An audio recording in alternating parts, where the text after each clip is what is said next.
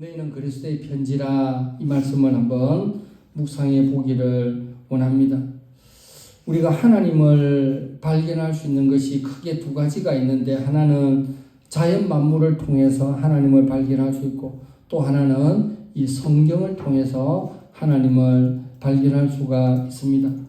바울은 오늘 우리에게 도전을 해주는 것이, 우리가 성도가 하나님의 예수 그리스도의 편지라고, 우리가 편지라고, 또 다른 성경에는 예수 그리스도의 향기라고, 또 다른 성경에는 예수 그리스도의 대사. 여러분 대사 들어보셨죠? 엠베스더. 대사는 한 나라의 왕의 어떤 위임을 받아서 그 나라에 가서, 타국에 가서 왕의 권한과 똑같은 어떤 권한으로 거기에서 사역을 하는 사람을 대사라 그러지 않습니까? 그래서 우리 예수 믿는 저와 여러분들이 하나님의 편지고 하나님의 향기고 하나님의 대사라는 것, 이 똑같이 말하면 우리의 삶을 통해서 하나님을 보여줘야 된다, 그렇게 성경은 말씀을 하고 있습니다.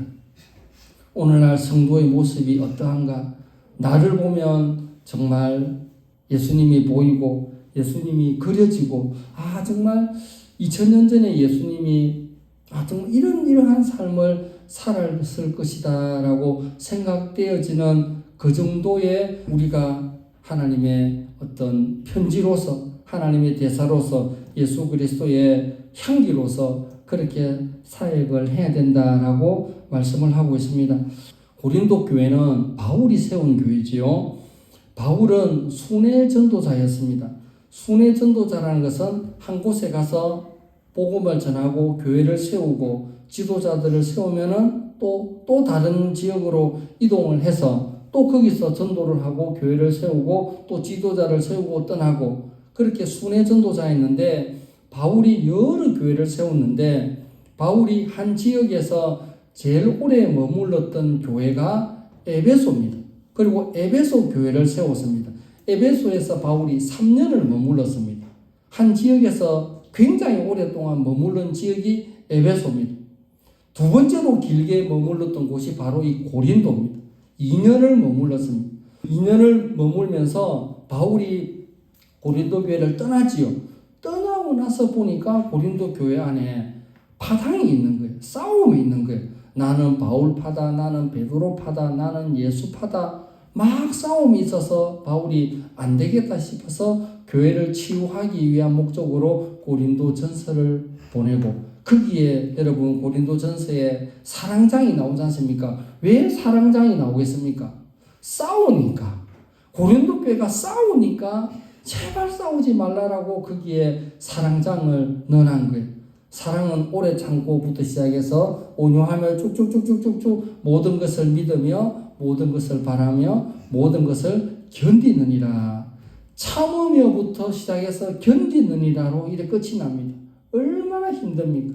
어려워요, 여러분. 사랑이 쉬운 것 같아도 사랑하는 게 정말 어렵습니다. 참 어렵습니다. 참는 게 어렵고 견디는 게 어려운 것입니다. 그래서 바울이 떠나고 나서 바울 그 다음에 후임자들이 고린도 교회에 막 분란을 일으키고 막 이렇게 하는데, 제일 시비를 걸었던 게, 바울이 예수님의 제자가 아니야. 바울은 예수님을 핍박했던 사람이야. 그가 지금으로 말하면 그가 제대로 신학을 했나? 제대로 신학을 안 한 사람이야. 그러면서 이렇게 앞에 교육자를, 새로운 교육자가 와서 앞에 바울 선생님을 막 욕하고 이러니까, 거기서 바울에게서 신앙교육을 받았던 사람들은 막 혼란스러운 거예요. 바울 선생님이 설교한 내용과 다음 사람이 설교한 내용이 좀 다르다라고 그러면서 막 혼란스러운 상황이 생겼던 것입니다. 그래서 바울이 이 혼란스러운 상황을 수습하기 위해서 고린도전서와 고린도후서를 보냈다라는 것을 말씀을 하고 있습니다.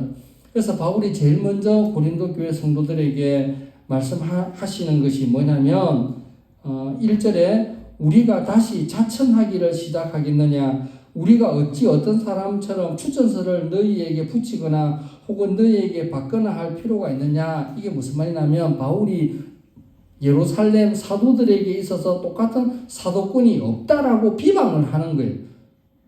그러면서 내가 굳이 예루살렘에 다시 가서 사도들에게서 추천서를 받아와야 되겠느냐. 그렇게 바울이 지금 말을 하고 있는 것입니다.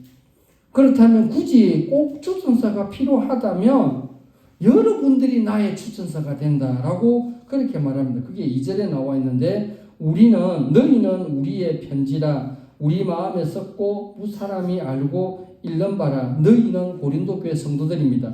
여기 편지는 추천서를 말하는 것입니다.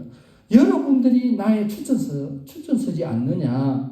내가 여러분들과 함께 2년 동안 그렇게 사역을 하면서 고린도 교회를 세워갔는데 이 여러분들이 나의 사도권을 의심을 하고 내가 신학을 했니 안 했니 이단이니 정통이니 어디서 신학을 배웠느니 이전에는 핍박자고 포행자였고 어디 가서 막 이상한 신학교를 졸업해가지고 고린도 교회를 개척하고 세웠다라는 그런 막 분란이 일어나고 있으니까 바울이 여러분들이 나의 편지다. 여러분들이 나의 친히 추천서다. 나를 알지 않느냐. 바울이 그렇게 말을 하는 것입니다. 그래서 이단들이 한국에 참 이렇게 교회도 부흥하였지만 더불어서 이단도 같이 이렇게 부흥을 막 하고 있는 상황에서 이단과 정통에 있어서 딱 구분할 수 있는 것은 제일 쉬운 것은 사도신경을 고백할 수 있느냐 고백을 못하느냐 그런 것을 한번 물어보면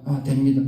바울이 예수 믿기 전에 공부를 많이 했던 사람인데 그 공부를 많이 했던 그것을 기초로 해서 또 성경을까지 쓸 수 있는 그러한 기초 작업을 하나님께서 바울을 이렇게 들어서 사용했다라는 것을 알고 있습니다. 그래서 바울이 고린도 교회를 떠나서 그 다음에 이단 세력이 침투를 해가지고 목회를 흔들기를 하는 거죠. 바울은 옛날에 포행자였고 핍박자였고 바울이 전한 것은 안 맞다라고 그렇게 할 때에 여러분들이 나의 추천서다.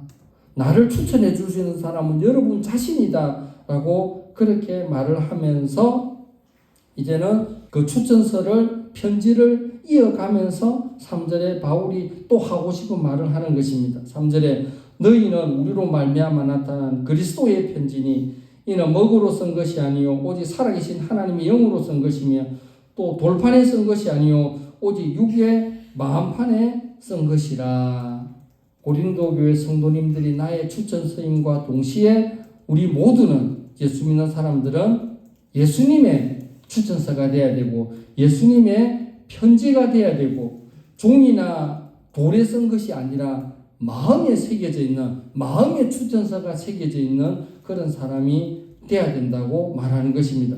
바울이 이 구절을 쓰면서 예레미야 31장 33절 말씀을 떠올렸을 것입니다. 그러나 그날 후에 내가 이스라엘 집과 맺을 언약은 이러하니 곧 내가 나의 법을 그들 속에 두며 그들의 마음에 기록하여 나는 그들의 하나님이 되고 그들은 내 백성이 될 것이라 라고 말합니다. 종이나 돌에 새겨진 것은 시간이 지나면 없어집니다. 그러나 마음판에 새겨진 것은 그 사람이 죽지 않는 이상 그 사람 마음에 그대로 남아있기 때문에 변하지 않는 어떤 글이라는 의미로 마음판에 새겼다라는 것을 말씀을 하고 있습니다.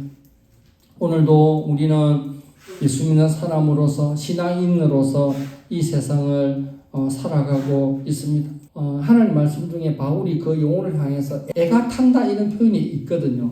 그게 우리 모두의 마음이 되면 참 좋겠다. 참 애가 타는 요래만 되면 애타하는 그러한 마음. 그래서 우리 각자가 하나님께서 기뻐할 만한 그런 그리스도의 편지고 또 남이 나를 보고 예수님을 읽어내고 우리가 그리스도의 향기라 했으니까 내가 쓱 지나가면은 저건 참 예수 믿는 사람 참 좋다라는 그런 칭찬이 이어지고 그리스도의 대사로서 우리 주님께서 직접 이 땅에서 사역을 못하더라도 우리가 예수님의 어떤 능력과 어떤 그 위임을 받았기 때문에 우리가 이 땅에서 해야 될 일을 잘 감당하는 그런 사역자가 다 되면 좋겠다 생각을 하고, 하나님을 대표해서 또 예수 그리스도의 편지다라는 것을 꼭 기억하시고 믿음 생활 잘 감당하시기를 간절히 바랍니다. 기도하겠습니다.